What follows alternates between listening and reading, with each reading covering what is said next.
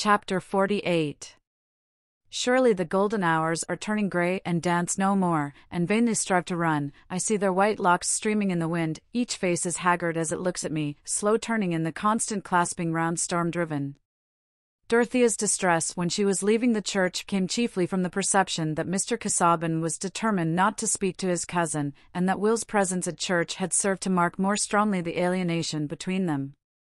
Will's coming seemed to her quite excusable, nay, she thought it an amiable movement in him towards a reconciliation which she herself had been constantly wishing for. He had probably imagined, as she had, that if Mr. Casaubon and he could meet easily, they would shake hands and friendly intercourse might return. But now Dorothea felt quite robbed of that hope. Will was banished further than ever, for Mr. Casaubon must have been newly embittered by this thrusting upon him of a presence which he refused to recognize. He had not been very well that morning, suffering from some difficulty in breathing, and had not preached in consequence. She was not surprised, therefore, that he was nearly silent at luncheon, still less that he made no allusion to Will Ladislaw. For her own part, she felt that she could never again introduce that subject. They usually spent apart the hours between luncheon and dinner on a Sunday, Mr. Casaubon in the library dozing chiefly, and Dorothea in her boudoir, where she was wont to occupy herself with some of her favourite books. There was a little heap of them on the table in the bow window, of various sorts, from Herodotus, which she was learning to read with Mr. Casaubon, to her old companion Pascal, and Keeble's Christian Year. But today she opened one after another, and could read none of them. Everything seemed dreary, the portents before the birth of Cyrus, Jewish antiquities, oh dear, devout epigrams, the sacred chime of favourite hymns, all alike were as flat as tunes beaten on wood. Even the spring flowers and the grass had a dull shiver in them under the afternoon clouds that hid the sun fitfully. Even the sustaining thoughts, which had become habits, seemed to have in them the weariness of long future days in which she would still live with them for her sole companions. It was another, or rather a fuller sort of companionship that poor Dorothea was hungering for, and the hunger had grown from the perpetual effort demanded by her married life. She was always trying to be what her husband wished, and never able to repose on his delight in what she was. The thing that she liked, that she spontaneously cared to have, seemed to be always excluded from her life, for if it was only granted and not shared by her husband, it might as well have been denied.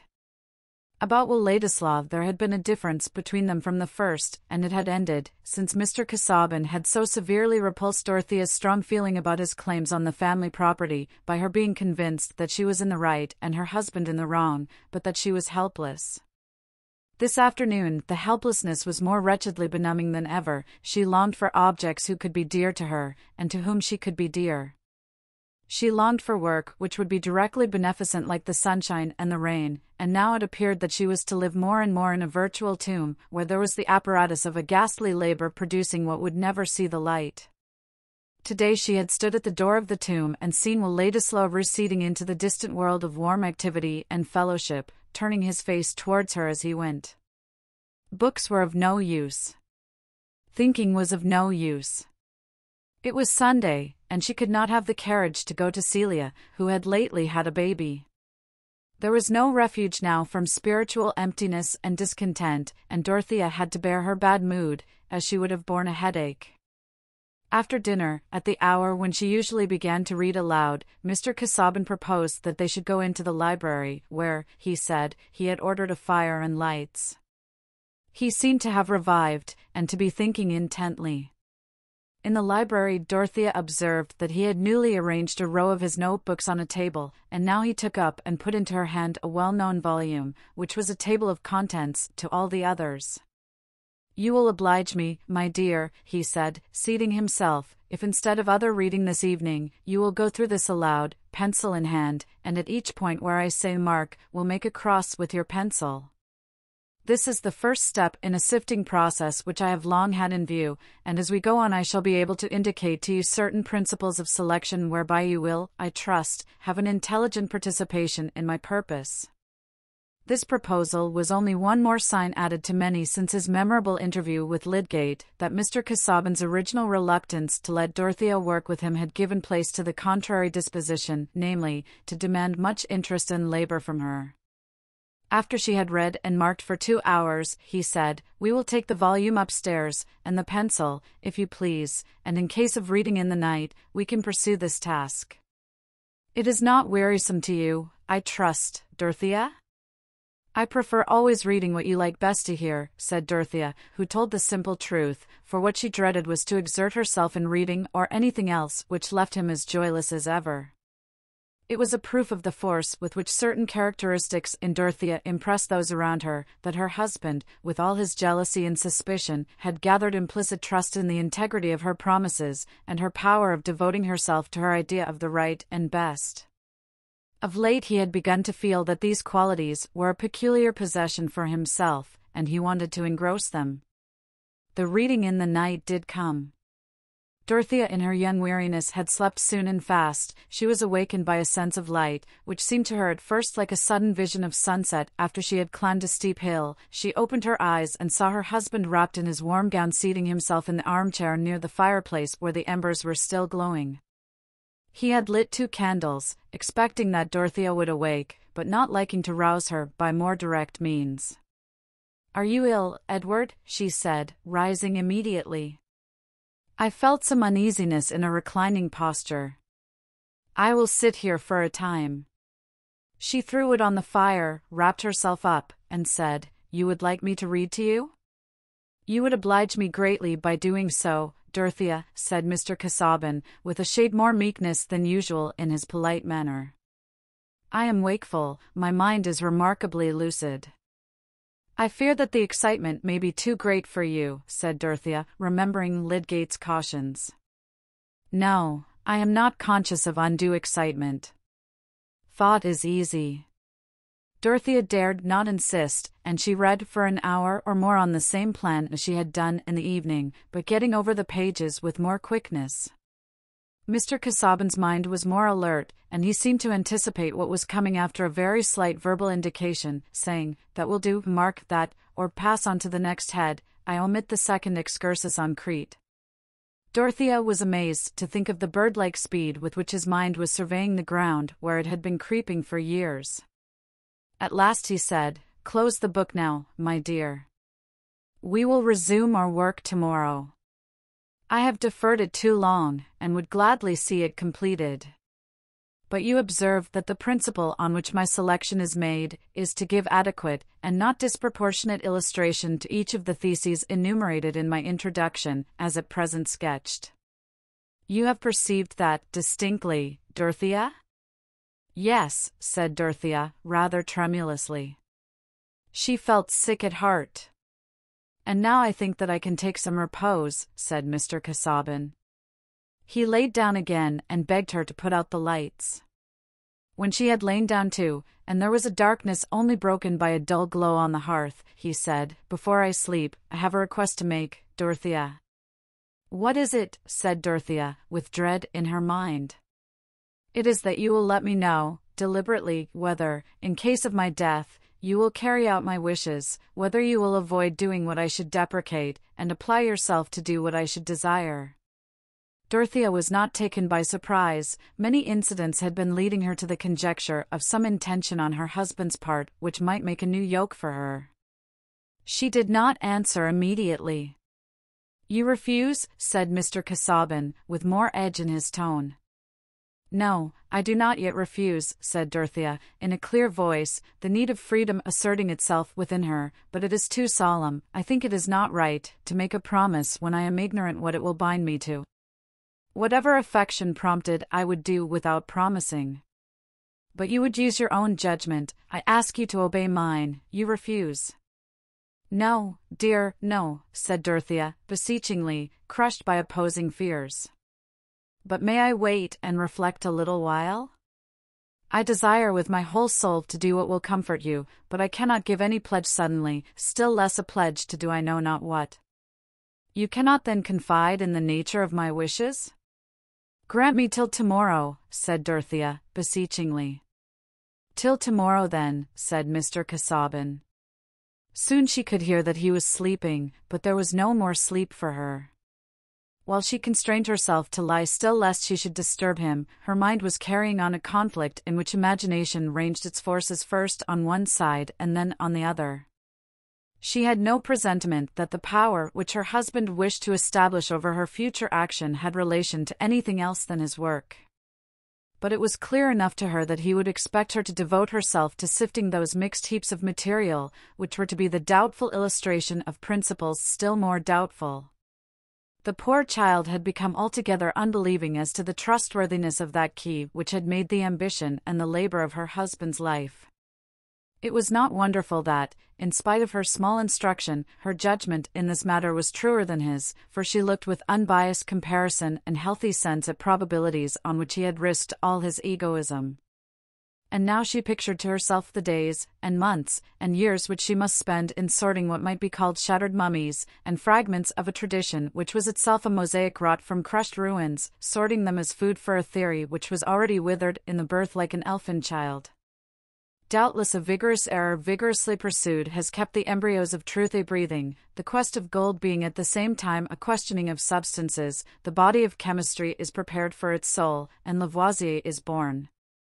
But Mr. Casaubon's theory of the elements which made the seat of all tradition was not likely to bruise itself unawares against discoveries. It floated among flexible conjectures no more solid than those etymologies which seemed strong because of likeness in sound until it was shown that likeness in sound made them impossible. It was a method of interpretation which was not tested by the necessity of forming anything which had sharper collisions than an elaborate notion of Gog and Magog. It was as free from interruption as a plan for threading the stars together. And Dorothea had so often had to check her weariness and impatience over this questionable riddle guessing, as it revealed itself to her instead of the fellowship in high knowledge which was to make life worthier. She could understand well enough now why her husband had come to cling to her, as possibly the only hope left that his labors would ever take a shape in which they could be given to the world. At first it had seemed that he wished to keep even her aloof from any close knowledge of what he was doing, but gradually the terrible stringency of human need, the prospect of a too speedy death. And here Dorothea's pity turned from her own future to her husband's past, nay, to his present hard struggle with a lot which had grown out of that past, the lonely labor, the ambition breathing hardly under the pressure of self-distrust, the goal receding, and the heavier limbs, and now at last the sword visibly trembling above him. And had she not wished to marry him that she might help him in his life's labor, but she had thought the work was to be something greater, which she could serve in devoutly for its own sake. Was it right, even to soothe his grief? Would it be possible, even if she promised, to work as in a treadmill fruitlessly? And yet, could she deny him? Could she say, "I refuse to content this pining hunger"? It would be refusing to do for him dead what she was almost sure to do for him living. If he lived as Lydgate had said he might, for 15 years or more, her life would certainly be spent in helping him and obeying him. Still, there was a deep difference between that devotion to the living and that indefinite promise of devotion to the dead. While he lived, he could claim nothing that she would not still be free to remonstrate against, and even to refuse. But, the thought passed through her mind more than once, though she could not believe in it, might he not mean to demand something more from her than she had been able to imagine, since he wanted her pledge to carry out his wishes without telling her exactly what they were? No, his heart was bound up in his work only, that was the end for which his failing life was to be eked out by hers. And now, if she were to say, "No. If you die, I will put no finger to your work," it seemed as if she would be crushing that bruised heart. For 4 hours Dorothea lay in this conflict, till she felt ill and bewildered, unable to resolve, praying mutely. Helpless as a child which has sobbed and sought too long, she fell into a late morning sleep, and when she waked Mr. Casaubon was already up. Tantripp told her that he had read prayers, breakfasted, and was in the library. "I never saw you look so pale, madam," said Tantripp, a solid-figured woman who had been with the sisters at Lausanne. "Was I ever high-colored, Tantripp?" said Dorothea, smiling faintly. "Well, not to say high-colored, but with a bloom like a Chinese rose. But always smelling those leather books, what can be expected? Do rest a little this morning, madam. Let me say you are ill and not able to go into that close library." "Oh no, no. Let me make haste," said Dorothea. "Mr. Casaubon wants me particularly." When she went down, she felt sure that she should promise to fulfill his wishes, but that would be later in the day, not yet. As Dorothea entered the library, Mr. Casaubon turned round from the table where he had been placing some books, and said, "I was waiting for your appearance, my dear. I had hoped to set to work at once this morning, but I find myself under some indisposition, probably from too much excitement yesterday. I am going now to take a turn in the shrubbery, since the air is milder." "I am glad to hear that," said Dorothea. "Your mind, I feared, was too active last night." "I would fain have it set at rest on the point I last spoke of, Dorothea. You can now, I hope, give me an answer." "May I come out to you in the garden presently?" said Dorothea, winning a little breathing space in that way. "I shall be in the yew tree walk for the next half-hour," said Mr. Casaubon, and then he left her. Dorothea, feeling very weary, rang and asked Tantripp to bring her some wraps. She had been sitting still for a few minutes, but not in any renewal of the former conflict. She simply felt that she was going to say yes to her own doom. She was too weak, too full of dread at the thought of inflicting a keen-edged blow on her husband, to do anything but submit completely. She sat still and let Tantripp put on her bonnet and shawl, a passivity which was unusual with her, for she liked to wait on herself. "God bless you, madam," said Tantripp, with an irrepressible movement of love towards the beautiful, gentle creature for whom she felt unable to do anything more, now that she had finished tying the bonnet. This was too much for Dorothea's highly strung feeling, and she burst into tears, sobbing against Tantripp's arm. But soon she checked herself, dried her eyes, and went out at the glass door into the shrubbery. "I wish every book in that library was built into a catacomb for your master," said Tantripp to Pratt, the butler, finding him in the breakfast-room. She had been at Rome, and visited the antiquities, as we know, and she always declined to call Mr. Casaubon anything but your master, when speaking to the other servants. Pratt laughed. He liked his master very well, but he liked Tantripp better. When Dorothea was out on the gravel walks, she lingered among the nearer clumps of trees, hesitating, as she had done once before, though from a different cause. Then she had feared lest her effort at fellowship should be unwelcome. Now she dreaded going to the spot where she first saw that she must bind herself to a fellowship from which she shrank. Neither law nor the world's opinion compelled her to this, only her husband's nature and her own compassion, only the ideal and not the real yoke of marriage. She saw clearly enough the whole situation, yet she was fettered. She could not smite the stricken soul that entreated hers. If that were weakness, Dorothea was weak. But the half-hour was passing, and she must not delay longer. When she entered the yew tree walk she could not see her husband, but the walk had bends, and she went, expecting to catch sight of his figure wrapped in a blue cloak, which, with a warm velvet cap, was his outer garment on chill days for the garden. It occurred to her that he might be resting in the summer house, towards which the path diverged a little. Turning the angle, she could see him seated on the bench, close to a stone table. His arms were resting on the table, and his brow was bowed down on them, the blue cloak being dragged forward and screening his face on each side. "He exhausted himself last night," Dorothea said to herself, thinking at first that he was asleep, and that the summer house was too damp a place to rest in. But then she remembered that of late she had seen him take that attitude when she was reading to him, as if he found it easier than any other, and that he would sometimes speak, as well as listen, with his face down in that way. She went into the summer house and said, "I am come, Edward, I am ready." He took no notice, and she thought that he must be fast asleep. She laid her hand on his shoulder, and repeated, "I am ready." Still he was motionless, and with a sudden confused fear, she leaned down to him, took off his velvet cap, and leaned her cheek close to his head, crying in a distressed tone, "Wake, dear, wake. Listen to me. I am come to answer." But Dorothea never gave her answer. Later in the day, Lydgate was seated by her bedside, and she was talking deliriously, thinking aloud, and recalling what had gone through her mind the night before. She knew him, and called him by his name, but appeared to think it right that she should explain everything to him, and again, begged him to explain everything to her husband. "Tell him I shall go to him soon, I am ready to promise. Only, thinking about it was so dreadful, it has made me ill." "Not very ill. I shall soon be better. Go and tell him." But the silence in her husband's ear was never more to be broken.